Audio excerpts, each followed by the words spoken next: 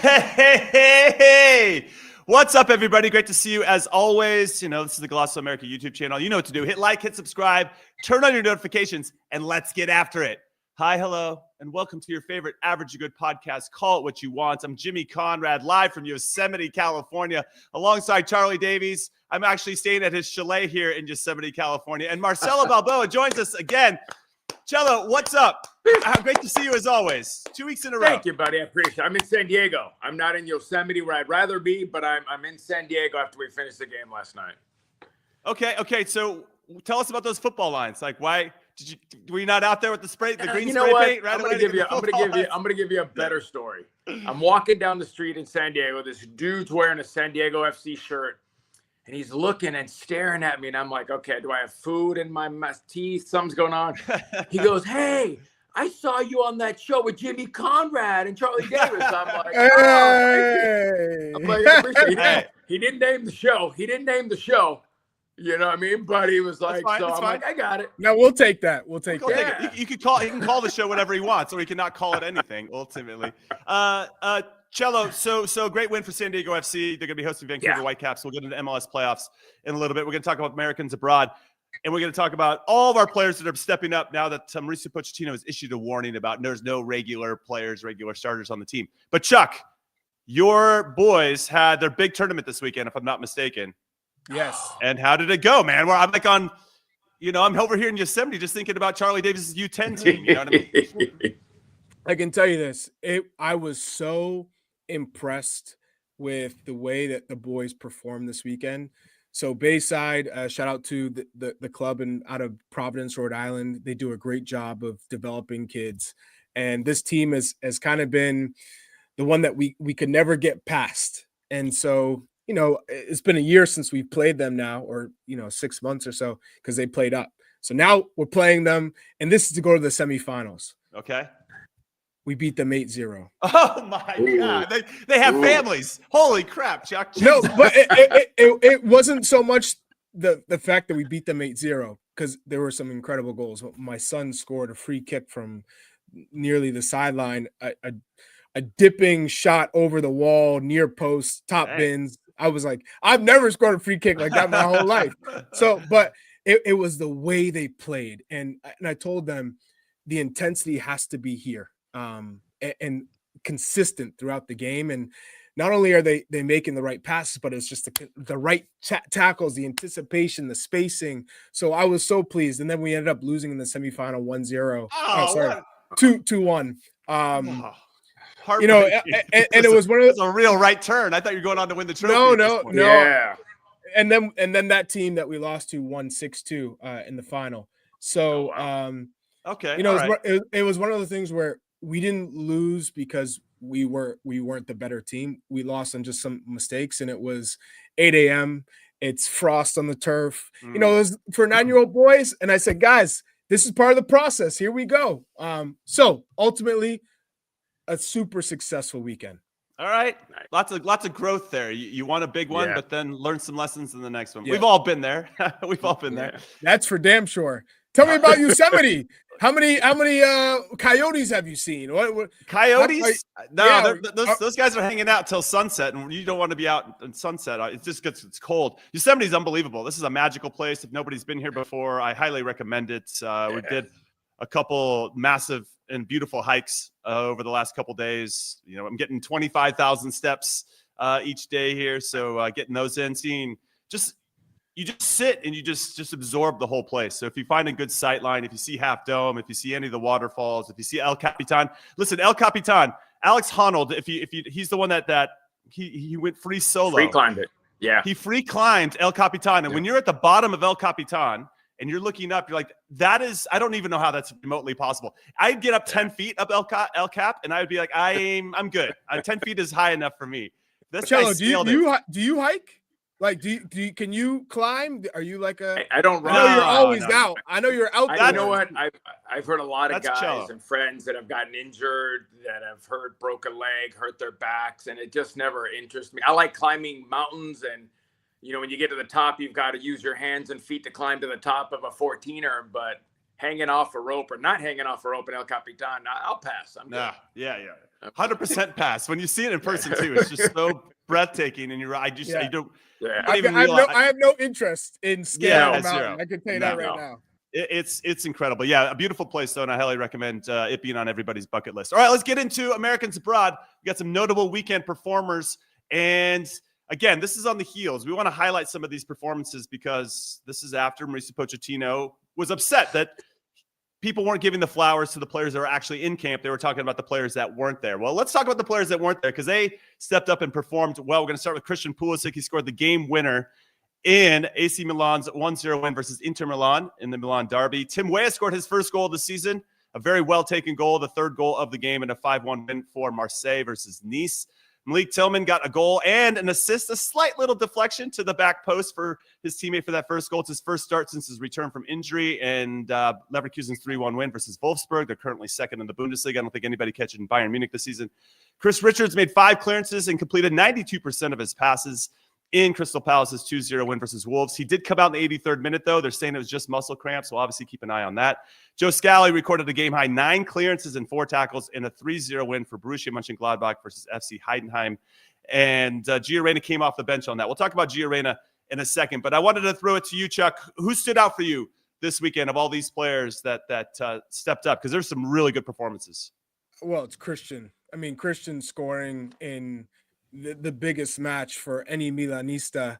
And he seems to always find a way to have an impactful performance against Inter as well, scoring. So I think when we're talking about Christian Pulisic in the long run, how important he is for this group, he's going to be the difference maker. When you're talking about playing against some of the biggest teams in the world in a World Cup, and you're talking about knockout rounds, and you're defending, you need that one moment, that one time where a player can get on the ball and change the game, and whether it's breaking out in transition or winning a ball and dribbling and scoring this magnificent goal, he is that player that's capable of doing it. So again, this is phenomenal, but we need Christian Pulisic in this frame of mind and healthy come May. So right. But at the moment, this is brilliant. I love it. Okay, so Christian Pulisic scored his 3rd goal in his 8th career appearance against Inter. It's his 6th goal of the season in all competitions, his 5th in Serie A play, which actually has him tied on top of the scoring charts in Italy with Inter's Hakan Çalhanoğlu and Bologna's Riccardo Orsolini. I think what's interesting about this game, Cello, was that he started up top with 2 strikers. Maxi Allegri elected to go with him and Rafael Leao as the 2 strikers, and it did what it needed to do to get a big 3 points for Milan. Yeah, listen, I think the beauty of when you look at a Christian Pulisic, can he play as a 9? Yeah, he can play as a false 9 100% because that drops him into 10 position where he's free to move around and find the game instead of isolated on the outside. But we've also seen him on the outside, very skillful, very offensive minded. He wants to run at people. He wants to dribble. So listen, we can discuss it all day long. He's the best player we have. I think as long as you put him in a position, and I like him. I know we're not going to play a 4-4-2. We're not going to play with 2 forwards, but I do like him in that role where he's a little bit freer. I like him to be able to find the game instead of the game trying to find him all the time. Yeah. So I like him in that position, kind of that false 9 where he can move to the right, he can move to the left, but I feel like he's always involved in the game instead of being wide. But listen, when you've got more than 60 goals in Europe, you're the leading goal scorer, American goal scorer in Europe.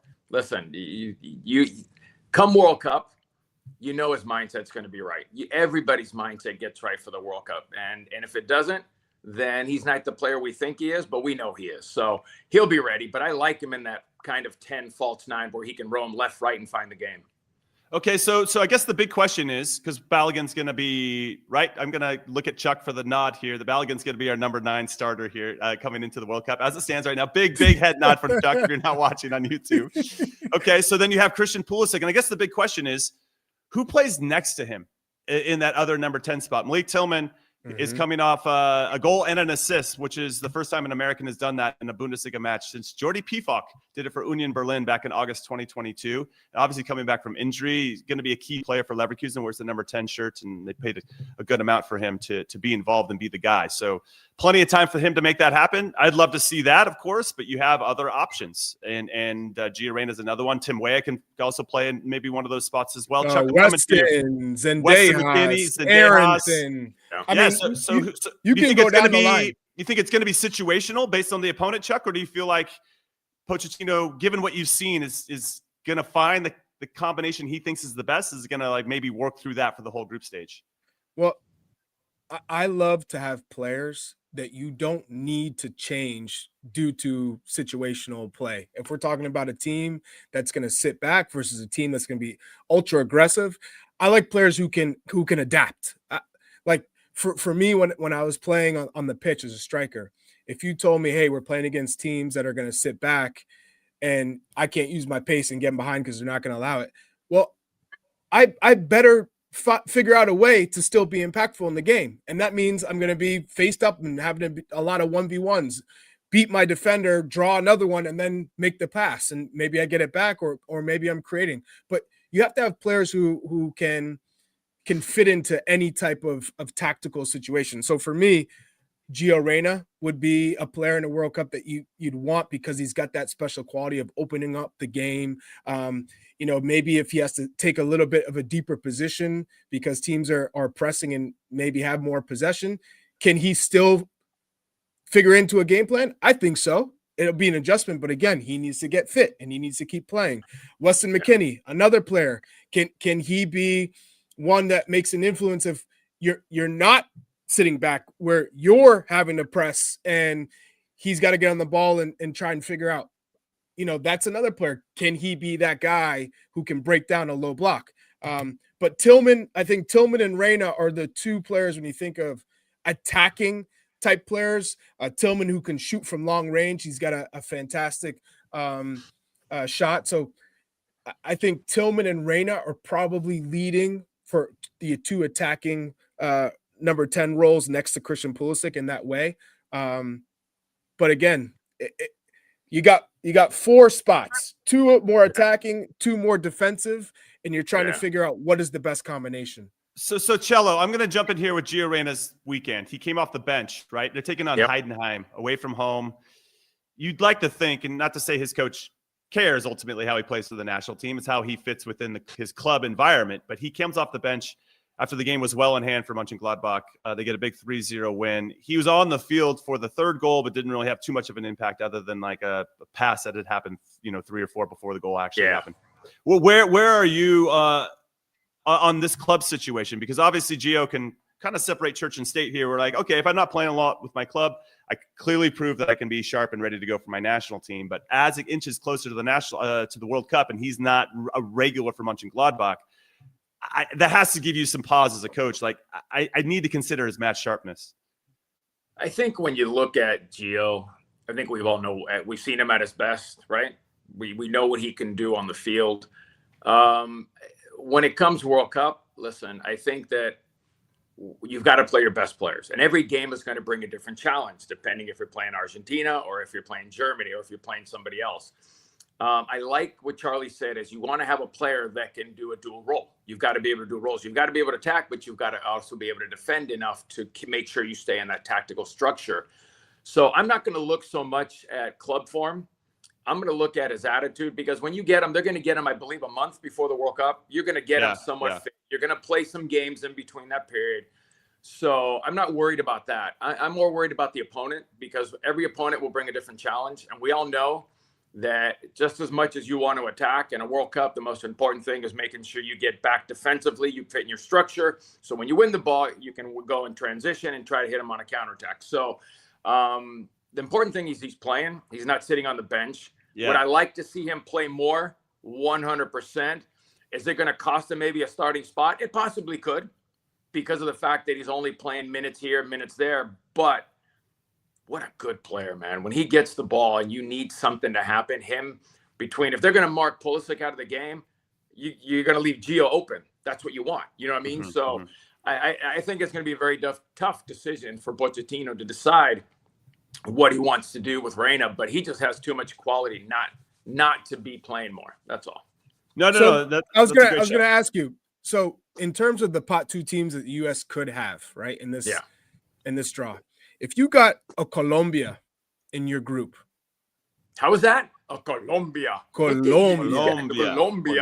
If you get a Colombia in your group, how do you think the U.S. should set up in terms of this midfield? If you're talking about the 2 8s and the 2 10s, in your mind, who are the 2 10s? Christian's for me is an automatic. But here's the problem. We're playing 5 in the back. Realistic, you want to say 3. We're playing 5. You've got the 2 wing backs sitting going forward. So that means you're going to obviously have to have 2 6s. Yep. Right? You're going to have 2 6s. So let's start with the important part is Tyler Adams and who's the other 6? It's for me. It's Weston or Tessman. It's one of the 2. I'm with Charlie. I think that it could be Weston, and he gives you that dual role. But Tessman's been playing very well in that role. He's very good in going to attack. His discipline to get back and defend. So fine, you do that. Now you put Christian, and I think Malik Tillman right now is probably your best option. Watching him play in Gold Cup, watching him play on his team. So listen, and then what happens? What's pot 3 and what's pot? You know, what I mean, there's so many different. Yeah. So if you play Colombia one day and you play Ghana the next day, it's 2 different teams. Or Norway, pot 3 Norway. Well, that's Egypt, true. Or that's Norway, true. or Norway. Norway, Egypt. You're like, what? Yeah. Honestly, 2 months ago, if you would have said, "Hey, what are we going to do against Colombia?" I would be a little bit more nervous. But the fact that we got a result against Ecuador, Paraguay, and Uruguay, I feel a little bit different about how we would approach Jimmy, South American opponent. I'll tell you, that's all that's all I wanted to add to that. But Jimmy, let's also be cognizant of the fact that Uruguay and Paraguay, even Ecuador, they are not the attacking Common Bowl teams that have all these different. Yeah, Colombia's another level. Completely different level. And a friendly and a World Cup game are completely different. We all know, even though we say, friendlies aren't friendlies anymore, much different when you're playing for the biggest and best trophy in the world. Yeah, it's a different mentality. You never Luis Diaz running at you. I can tell you that. No, exactly. Of course. Yeah. Now, one thing I wanted to add to the conversation about who plays in the 10, we talked about this and I'll use the 6s as an example. Yeah. We really liked when Christian Roldan came in with Tyler Adams and partnered with him against, was it Japan? And he allowed Tyler to go hunt, right? So you had one of the 2 of the box to go do their thing and go find the game. So if we're saying that Christian Pulisic is going to be the one that we do want him to go find the spaces and find the pockets to go turn. Okay. Do we want that out of the other 10? Because what happens is if both of them are floating at the same time, then they're not necessarily going to be in areas where they can combine with each other. And I feel like that's where you don't need necessarily for them to be working together and combining all the time. I'm not saying all the time, but it would be nice if one kind of stayed a little bit central as the other one floated, or if one was going in one pocket, then they can the recognition to go to the other area so they can be an option. When are they going to be like this? No, rarely. I mean, if any, when it kicks off, they'll probably be flat. Other than that, they're going to be. But they're never going to be both wide, And then no, that's where the wingbacks come in. And then you also have the 2 6s, right? So one of them is going to naturally come up and be support, so they can make some sort of triangle, and then you're having those passing options. So in saying that, for me, it's who stands the best chance to cover the most ground and can play the quickest. Because if we're talking about playing against Colombia, for instance, then there's going to be more opportunities for counters. Yeah. And in doing that, you're talking about whether it's Timothy Weah playing in that left wing back spot, Anthony Robinson playing in that left wing spot, even a Max Arfson to a Serginho Dest on the other side. Those are the guys that are going to be high flying, and you got to play into space quick. And then Christian Pulisic running off of Balogun. So ultimately, it comes down to Tillman and Reina in terms of form and health. Yeah. I do wonder if he's going to be looking at it based on the opponent, like as you mentioned, could it be Colombia? Could it be Morocco, right? Or how do we manage that based on the opponent? But these are all good problems to have ultimately. All right, we're going to take our first break of Call It What You Want. When we come back, we're going to get into some news because there is a big-time MLS coach on the move to Europe, and we got to get into this because I'm excited to just talk about Wilfried Nancy in particular. I just revealed who we're talking about, so don't go anywhere. Keep it right here. The clock never stops. Relive the greatest moments with uninterrupted highlights and more. It's Gareth Bale! Ronaldo! Wonderful goal! On the UEFA Champions League channel. Streaming free. All right, welcome back into Call What It Is. I'm Conradinho alongside Cello and Check, Chase, and Chuck. And we are going to talk about Wilfried Nancy. The Columbus Crew coach is reportedly, in all caps, leaving the Crew to go to Celtic in the Scottish Premiership. Now, Celtic are in a bad way right now. Well, at least Martin O'Neill has come in and he's won 4 out of 5 since taking over as interim before they hired somebody else. But Wilfried Nancy is the man that is going to take that step. Nancy from Columbus Crew to Celtic in the Scottish Premiership. Listen, there's been managers that have used that to be a springboard to the Premier League. Ange Postecoglou, most notably. So Wilfried Nancy is on the move. Cello, I want to get your thoughts on just his time because he's won everywhere he's gone. Just actually for all the trophies he's won the Columbus Crew. I want to go back to when he took over at Montreal Impact and led them to their best ever season. Like 20 wins, 65 points in the regular season, losing in the semifinal, the playoffs to NYCFC. I mean, that for me is the most impressive season he's put together so far. And the Columbus Crew is just like the cherry on top once he had a proper organization underneath him and then obviously went on to win trophies. This guy is an unbelievable coach. I'm a big fan. You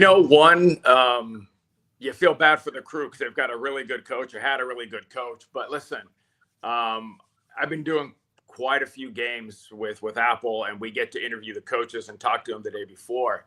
And to listen to his just clear philosophy of what he wants out of players, clear profiles of what he wants out of players, absolutely fantastic. The way he treats the players, the way he talks to the players, everything you want in a coach, he's got it. And I always sat there going, okay, if there was a coach in MLS, you think to yourself, I would love to be at his practice today and see how he manages and how he moves the players and how he talks to them. He would be the guy because of the fact is everywhere he's been successful. And he doesn't change. A lot of coaches will change one day here, one day there, another system here. He sticks to the game plan. And when you talk about coaches, we haven't had a successful a successful MLS coach leave MLS, go to a big team and be successful. I think this could be the first. We were talking about it yesterday with Charlie. I think this is going to be the first one because of the fact, one, he's going to Celtic. Yes, they will spend money. Yes, they will turn things around. He's already got 2 Americans there. And I just like his philosophy of the challenges of, we asked him, okay, you got rid of this guy. He goes, that's what we like. Now we need the challenge and we need to figure out how to play without that player and still be successful. So I think it's awesome. I think it's great. I feel bad for the Crew and for MLS to lose a coach like that. But we'll see him back in a few years, maybe coaching the U.S. national team. Yeah, wow. That would be a wild turn of events. Also, this is the first MLS coach. He started in MLS. Obviously, there's been some that started elsewhere. Yeah, came and then went and did something else. So Chuck, how excited are you for this opportunity? I feel like this is we talk about players having a stepping stone league to something bigger. Mm-hmm. I feel like the Scottish Premiership and Celtic in particular is a nice stepping stone for Wilfried Nancy to now move on to something bigger in a couple of years. Yeah. One, to kind of piggyback off of Marcelo, Wilfried Nancy is a class coach, but he's a class human. He's a class person. And you talk about, Jimmy, what he did with Montreal being the most impressive for you. For me, it's going to Columbus, losing your DP, your star player in Lucas Zelarayan mid-season and winning MLS Cup. Yeah, that's fair. That for me, and implementing a completely new style, a new vision, that is what makes him, I think, so special. On top of his man management, on top of how he communicates to the press, on top of how he creates this relationships with his players, he's a top manager. He's a top person. Celtic are lucky to be getting Wilfried Nancy. But I think in terms of creating this opportunity for MLS coaches to showcase what they can do in Europe. Also, we haven't had a coach to go to Europe. I mean, Jesse Marsch went to Red Bull Salzburg, but again, it was, you're in this Red Bull system, you're kind of groomed. Then they say, okay, we're going to let you be an assistant coach at RB Leipzig and get that experience, which was great for him. And then he made the transition to move over to Red Bull Salzburg, which was the top team in the league. So with the most infrastructure and the most money. Yes, he won the league, and that's awesome. But then he went to RB Leipzig, and it didn't go well, and then Toulouse didn't go well. Wilfried Nancy's going to Celtic. It's a much bigger club, massive. And they are not the top team at the moment. So he's got to kind of come in and do damage control and then get his vision going, implementing with the transfer window. So I'm excited for Wilfried Nancy. I think he'll do an extremely good job at Celtic, and then the sky's the limit. Yeah, I'm excited. They got a couple of Europa League games left, even though their schedule's a little bit tough. So we'll see how he performs in those, reportedly, once he takes over the job. And yes, we're all cheering for him. So the Crew have an open spot. LAFC have an open spot now. They got what a game, by the way. If people didn't see that Vancouver LAFC game, go watch the highlights. Like, those 8 minutes are going to be worth your time. It was an incredible game, and they just fell short in penalties. But a lot to talk about there. Cherundolo announced earlier this season that he was going to leave to go back to Germany with his family. He'll probably be looking for coaching opportunities there, but he leaves with a lot of success, Cello. And now it's looking like Marc Dos Santos, one of his assistants, is the front runner for the job. He previously had Vancouver Whitecaps and didn't go very well there, and he got let go. But sometimes you can take one step back to go 2 steps forward. Do you think he's the right guy to take over, to kind of have some continuity with this particular group of players? That's a tough one, only because you can't go off what he did in Vancouver. He's been under the system with Cherundolo a few years. Ante Rozov's been the same way. He's learned the philosophy of what LAFC and how they want to play. Mm-hmm. I'm hoping they at least talk to Son and they talk to Bawanga and some of the veteran players on that team and got some feedback. But I think it was interesting that they picked Dos Santos, or if they are going to pick Dos Santos, only because there's so many, I would say, quality coaches. Rumors for a while was that Tata was going there. That would have been interesting to see Tata Martino there. But listen, I'm a firm believer that giving people within the infrastructure of your group, promoting them up is a good thing. Academy coaches going to the first team as assistant coaches, eventually getting their opportunities. So I don't think, if you don't want to skip a beat too much, then it's easy to hire Dos Santos. If you wanted to make a splash and an impact, you could bring in a different coach, but let's say a Thierry Henry who's waiting in the wings. You know what? I don't know. Thierry Henry would be interesting, right? He would be. Vieira would be interesting. There's a lot of interesting out there, but again, I think you got to bring in a coach that understands how LAFC wants to play, their philosophy, and what they're trying to do. And I think it's an easy decision if you want to just stay within the group and keep Dos Santos. Okay, hold on, timeout. Did Thierry Henry really want this job, Chuck? Is that real? Would he take this job, you think, if offered? I don't know if he would take it, but I'm telling you right now, any coach that's available and they're gonna get a call from LAFC, they're gonna listen. They're gonna take the time to hear them out. It's an incredible club. They got top supporters, top facilities. The stadium's phenomenal, and you also get to coach Bawanga and Son together. This is like that, one of those rare windows you get to come into. But hold on, Chuck. Does his philosophy, the way he wants to play, what he wants to do, does it match what LAFC wants? Because listen, everybody wants to go to LAFC. Let's be honest. Or do you want to go to the Galaxy, or do you want to go to Columbus, some of the top teams in the MLS that spend money? But does his philosophy fit LAFC and the players and the style they want to play? Well, this is the thing. I think with all great coaches, you might have a philosophy, but if you have, let's just say you have a philosophy where you play a 4-4-2 and everyone's got to defend. You like to play a low block, but you have Lionel Messi in your team. Are you going to stay with your philosophy? So in this type of situation, you say, hey, we got Bawanga and Son. Maybe my philosophy of playing a 3-4-2 or a 3-5-2, it either works with them or you might have to change it. Yeah. Yeah. Okay. All right. Yeah. No, I mean, you have to have some type of evolution a little bit, but yeah, there's a big conversation to be had. Let's leave the names out of it, Cello, right? It's, do you want more of, I want to say more of the same or that consistency? LA's about big names. Come on, Jimmy. All right. No. Listen, if Thierry Henry said he wanted the LAFC job, I'd be like, okay. All right, that would be. I definitely take the phone call. I would tune in and watch. That's the best compliment I can get. I would tune in and watch. Yo, Sherry. Sure. Yep. Come on by, bro. Come on by. I got you. Come on by. I got you. Come on by. I mean, yeah, he showed it with the Olympic team, Thierry Henry. Yeah. That right? He's got a collection of players that are all bought in, and they were close, to getting that gold medal. But it's I just wonder now that we're starting to kind of get into this new era of MLS, because you can attract bigger names. To your point, Chuck, and what you're saying before, Charlie. Yeah, you're going to listen to if LAFC comes calling.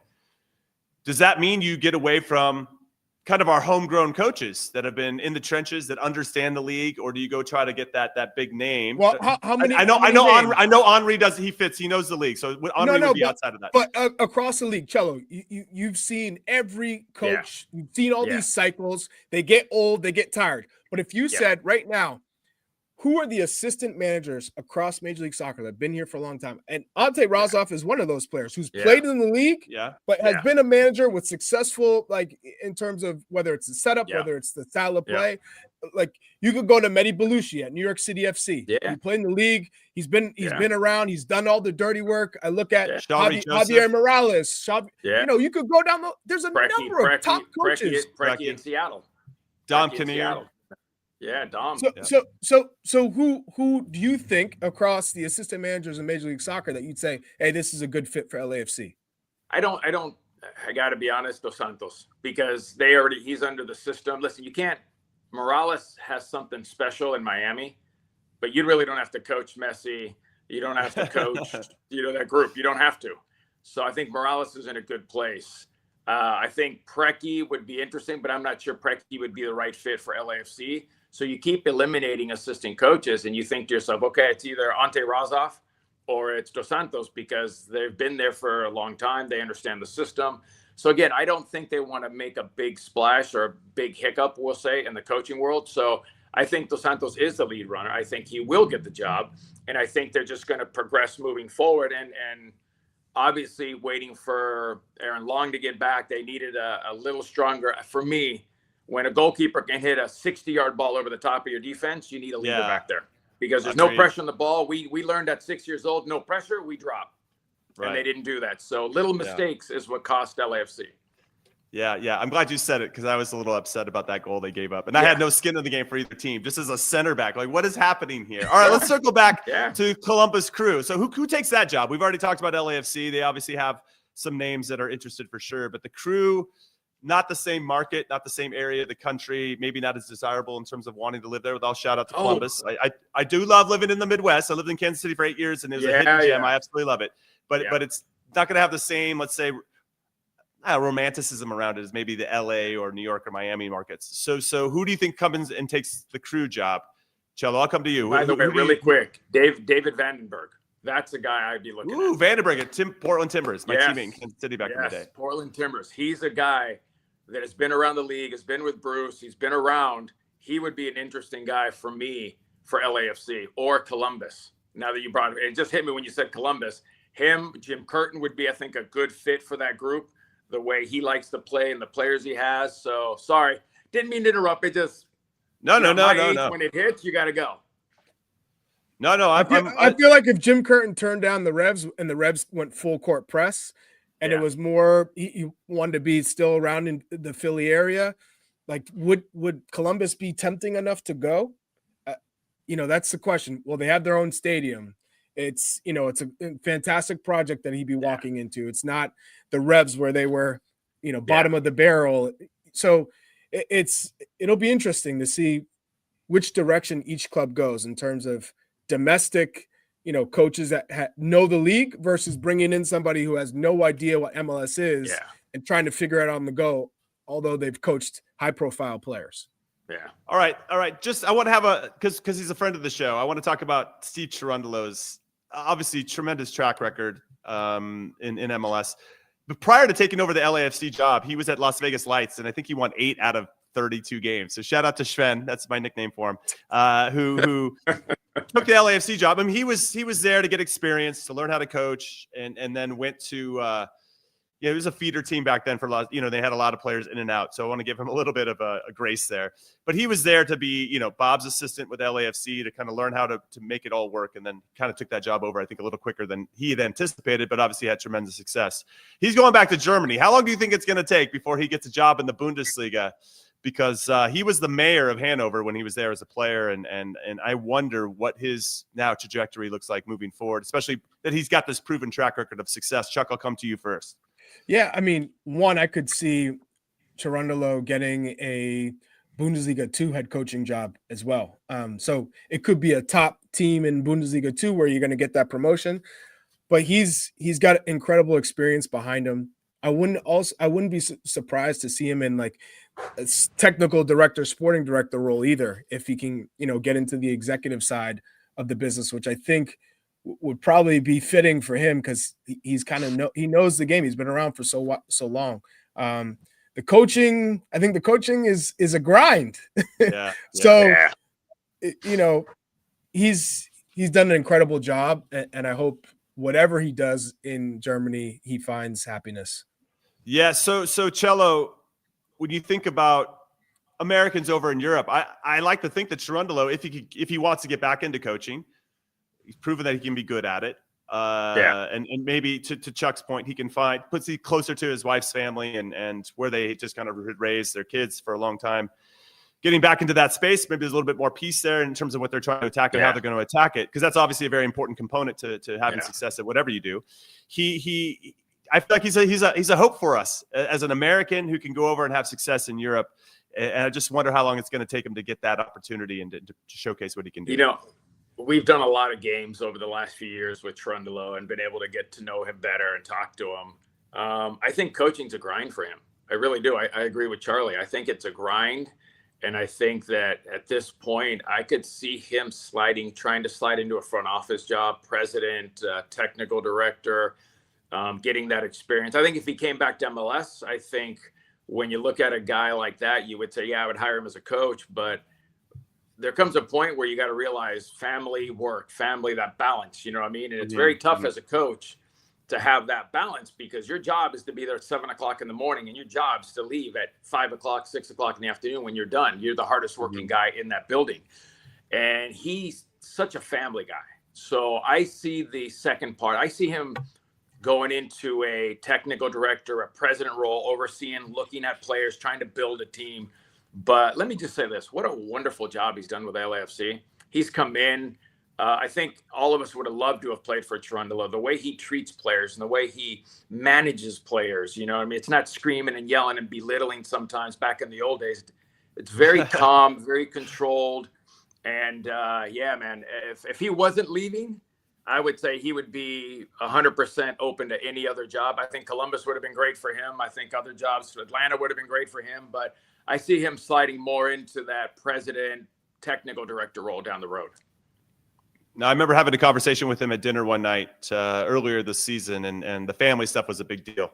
And I was asking him questions about how he had that balance, not only for him, but for the rest of his staff. What kind of precedent and tone are you going to set in terms of this work-life balance? And I think he nailed it with regard to LAFC. But if you have a family, like Cello said, if you have a family and you love your family, coaching is not for you. Essentially.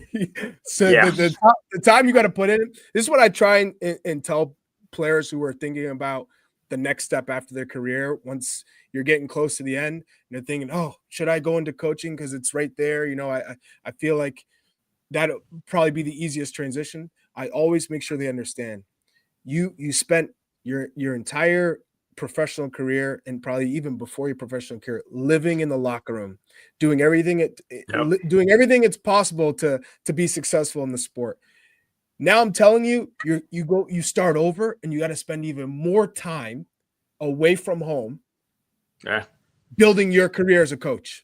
That means you got to, especially because you're starting as a low assistant or a youth coach, you got to be doing all the video, setting up all the practices, and getting there early and leaving late. You would think as a player when you're retiring, you're going to have more time. And the answer is no, you're not. And so then all of a sudden you start to think, oh, maybe that's not what I want to do. And so it's a grind. So I have a lot of respect for all the players that have that want to take that path. Yeah. Or the guys that fell into it. I always think of Ben Olsen when he just retired from DC United and then just boom, was all of a sudden the interim head coach. coach? The head coach. Yeah. Every time I'd see him, he's like, I don't know, Jim. I just don't know. You should. This is something you're interested in. I just don't know. I love Ben Olsen. Yeah. He's the absolute best. We got to get him back on the show. He's so funny. All right, we're gonna take our last break of Call It What You Want. When we come back, we're gonna get into some MLS playoff reactions because there were some incredible games in the quarterfinals, and now we're down to our final four. So keep it right here. You can't count on accurate expiration dates. That is a rookie mistake. Or the kindness of strangers. But thanks to CBS Sports, you can always count on Sundays with the NFL on CBS and Paramount Plus. All right, welcome back into Call It What You Want. I'm Jimmy alongside Cello and Chuck, and we are going to start actually with the USL Championship. We want to give a shout out to the Pittsburgh Riverhounds, who crowned USL champions for the first time. I think what's incredible about their journey is that they didn't give up any goals throughout the playoffs. That is absolutely incredible. Won in penalties over FC Tulsa. By the way, FC Tulsa also did not give up any goals into their run to the final and still didn't. It was 0-0 in the final, but the Riverhounds did what they needed to do under interim coach Rob Vincent. So shout out to them for making that happen. Obviously a very big deal. And we're excited for them and their organization who have been fighting to get this accolade and this trophy for so long. And another one, going to give a shout out to NWSL, Gotham FC, who are the 8th seed coming into the playoffs on the women's side. I called it. I knew it. San Jose beat the Washington Spirit in the final. Rose Lavelle scores. Man, she has got a knack for scoring big goals. So a shout out to Rose Lavelle and Gotham FC for winning their second over NWSL title.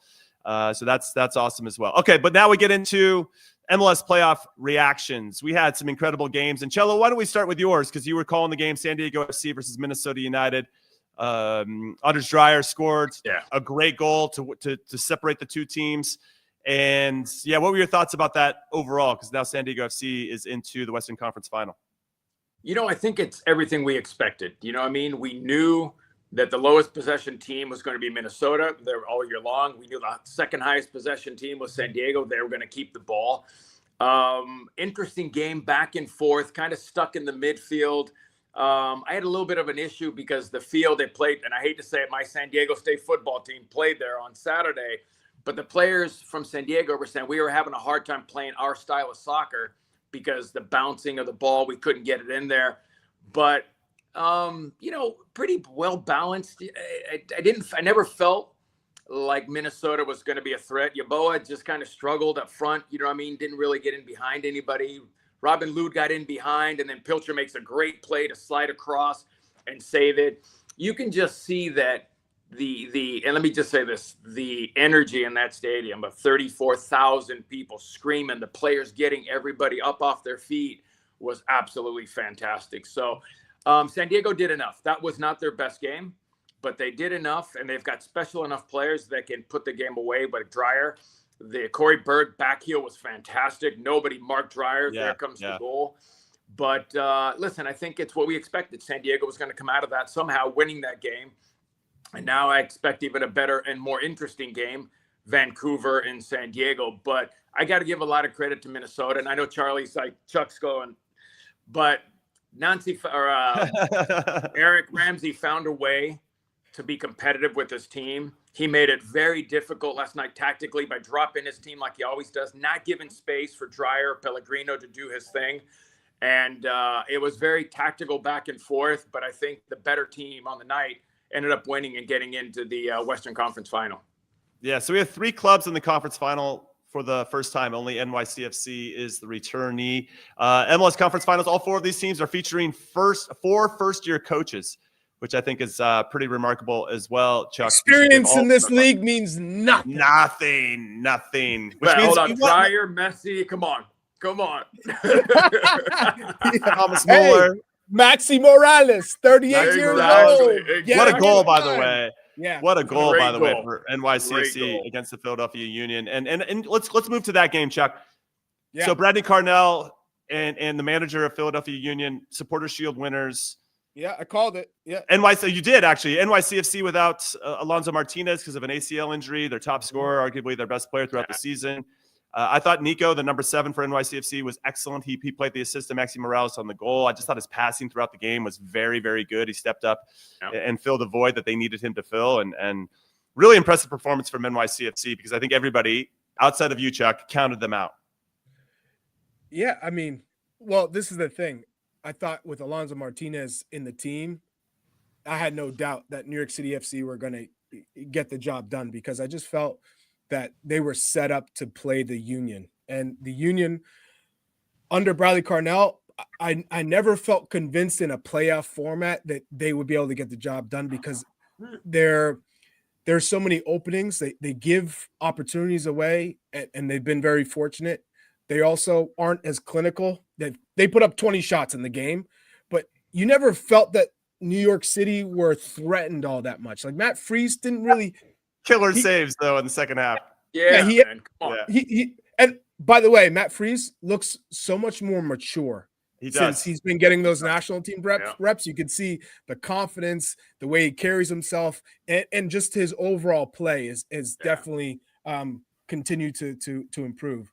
So essentially, I just think they're missing a goal scorer. That's what Philadelphia are missing. Yeah, it's a tough one for them. It's one of those where you've had such a good season and being the Supporters Shield winner and you were hosting that game. It was all kind of set up for you to have success. And then to kind of not take advantage of your opportunities and run into a hot goalkeeper in Matt Freese. I mean, that's how it goes. That's how these games go. But you're going to have a kind of a bitter taste in your mouth ultimately about how it went down. All right, let's move to the other Eastern Conference game because Inter Miami went to FC Cincinnati and won 4-0. Leo Messi, 1 goal and 3 assists in this game. Listen, here's a remarkable stat. Inter Miami have scored 12 goals, Cello, throughout these playoffs. And Leo Messi he's either scored the goal himself or given the assist. He's been a part of all 12 goals. Right? 6 goals, 6 assists. What are we even watching right now? This guy is on an incredible run. He clearly wants to have some of his best friends, Sergio Busquets and Jordi Alba, end their careers with a trophy because he's playing with this certain type of determination that it's like another level than what we normally see from the guy, and that just feels unfair to the rest of us. What about Suarez too, Cello? I was about to say. They're better without Suarez. Yes. No, but that's exactly where I was going to go. The best thing Mascherano did is keep Suarez on the bench. And no disrespect, the dude has had an absolutely fantastic career, but you can't have Suarez and Messi not defending. Now you have everybody but Messi. The guy's pressing, they're moving, that was probably the best overall game I've seen them play.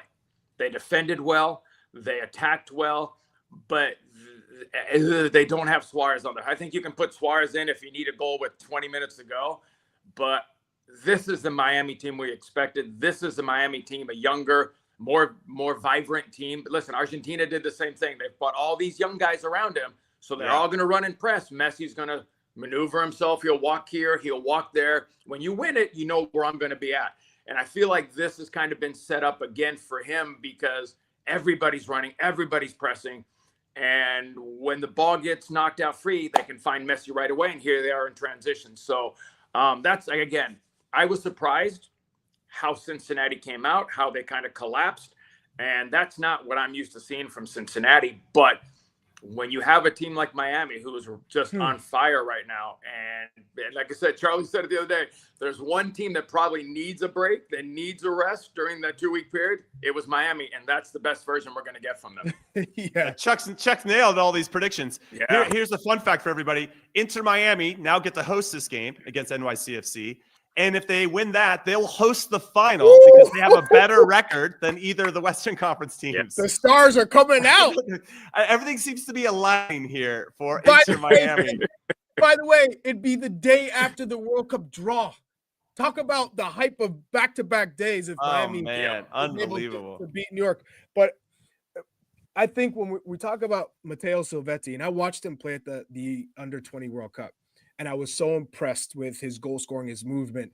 And now he's put into this position where he's constantly making runs. He's a threat. Him and Baltazar Rodriguez, they're young, they're active. And then you throw in, a player like a Rodrigo De Paul. And then Allende, who's constantly Wait, making runs. did you just say we just throw in a player like DePaul? Yeah, we just sprinkle in a little Rodrigo DePaul. Hey, at least do it right, you know what I mean? Holy DePaul, come on. A little like this, and then Yeah. Busquets still taking the right positions and finding the right space for players. Yep. It's just we always talk about them defensively and their issues.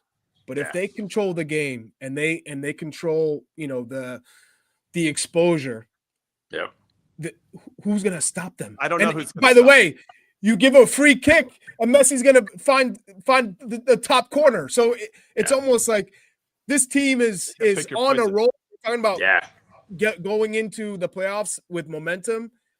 When you have Messi in this frame of mind and this mentality and this health with Alba and Busquets knowing, hey, this is the last time I get to put on the boots, woo, you don't want to play them.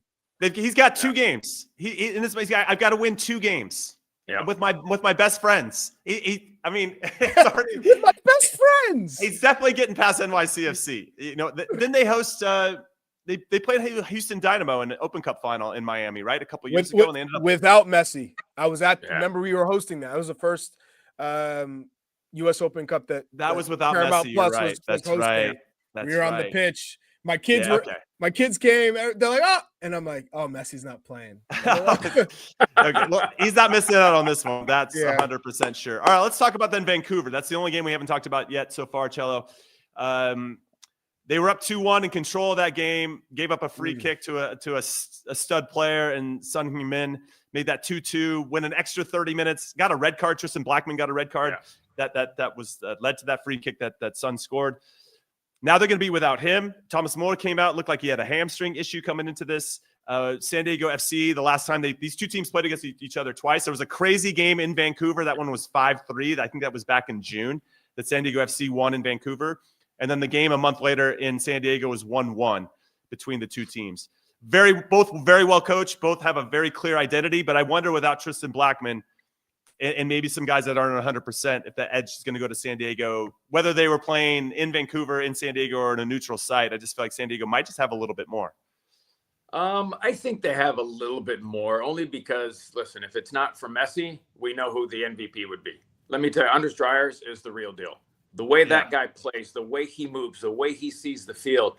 And I'm going to say this, for a 38-year-old in Godoy, just qualifying with Panama, playing that, he came in, he ran that midfield last night. It was ridiculous the way he was moving. He had, I believe, the most distance covered at a certain point because of all the movement. So I think San Diego, they didn't look great last night, but when you look at the weapons they have, Pellegrino, you can have Chucky coming off the bench.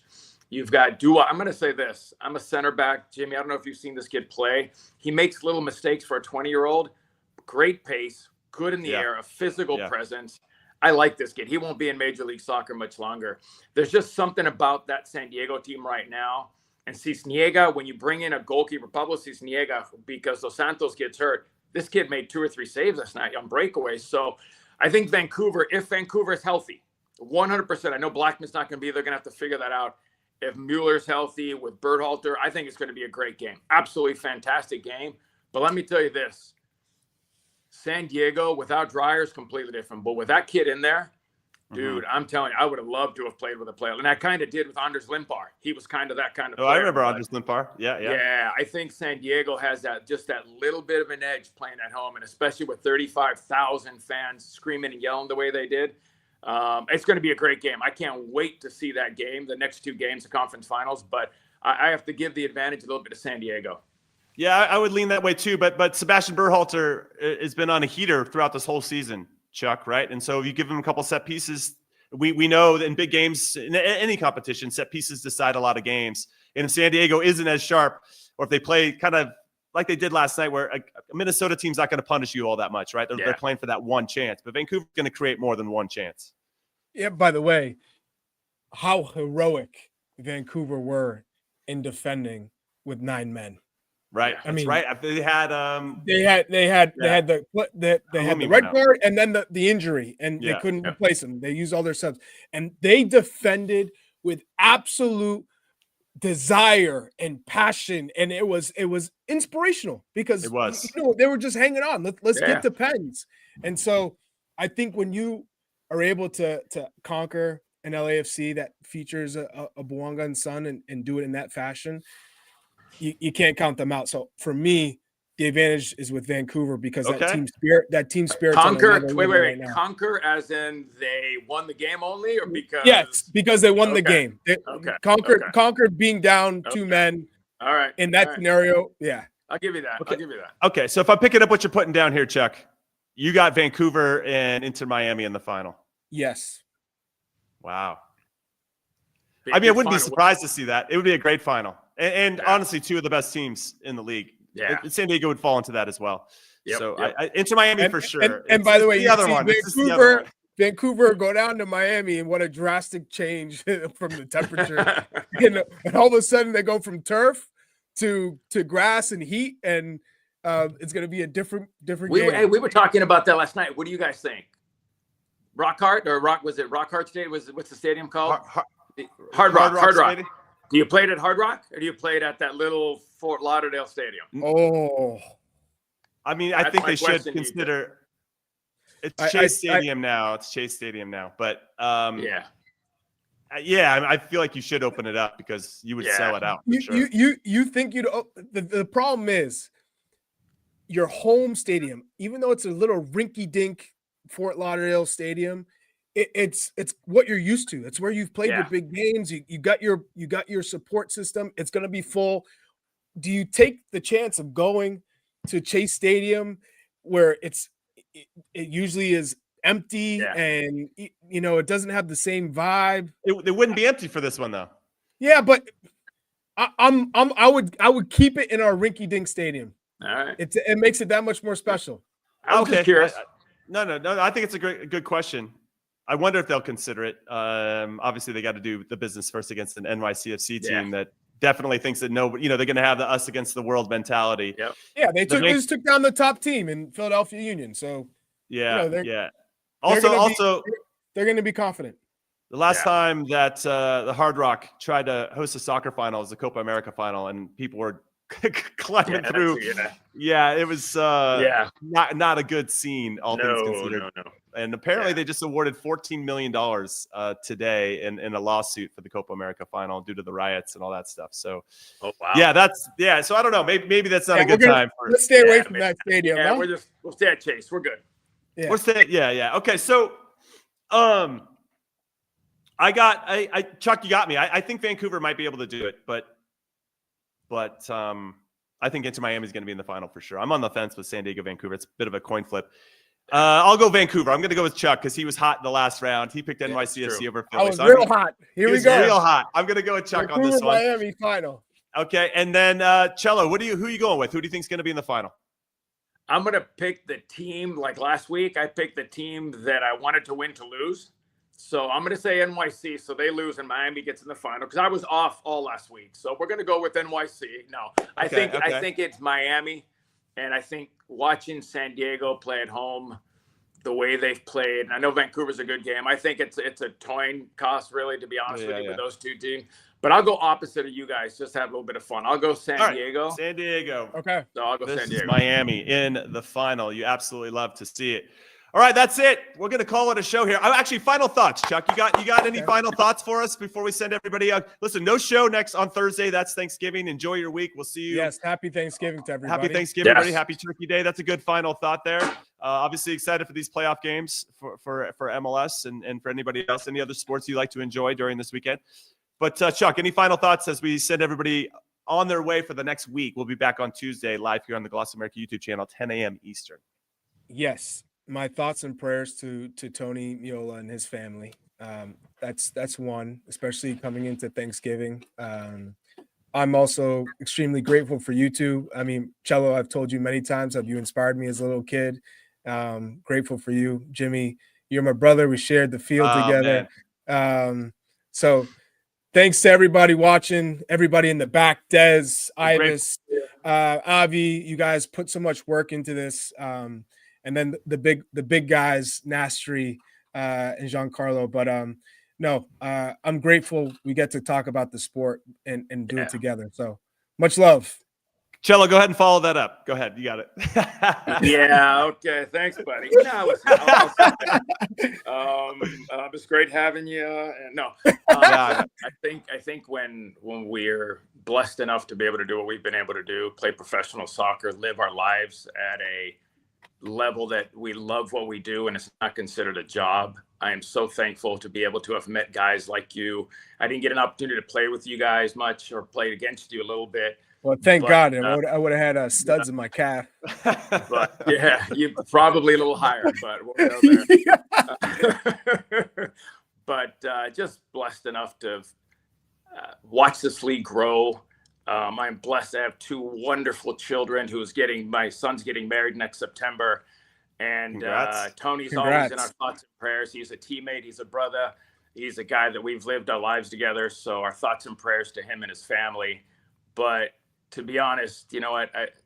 How are you thankful for having such a blessed life of being able to live and enjoy what we get to do every single day? We have beautiful families who love us, beautiful kids who love us. So all I'll say is, you know what? Enjoy every day, because you never know what's going to happen tomorrow. Be respectful, be kind, and just enjoy life. Well said, both of you. I'm going to leave it there. Thank you guys so much for hanging. Go back to Yosemite. You got nothing to add, huh? I'm going to be grateful for the nature around me here at Yosemite. For everybody that does love the game, we have lots of Champions League. Oh, there's a shot of me right there. Yeah, well done. Is that me on Teddy Roosevelt? Is that my Teddy Roosevelt's body? I feel like I've worked too hard to have a body like that, whoever made that photo shot. But yeah, Champions League happening this week. Got some big matchups for all of our players that are playing in that, and that should be a lot of fun. You can catch all those games on Paramount Plus. And that's it. We're calling it a show. Enjoy your week. Enjoy your families. Enjoy your loved ones. Enjoy your time. Hope you get to rest and relax and eat a lot of calories. Nope, and we'll see you on the other side of it. Later.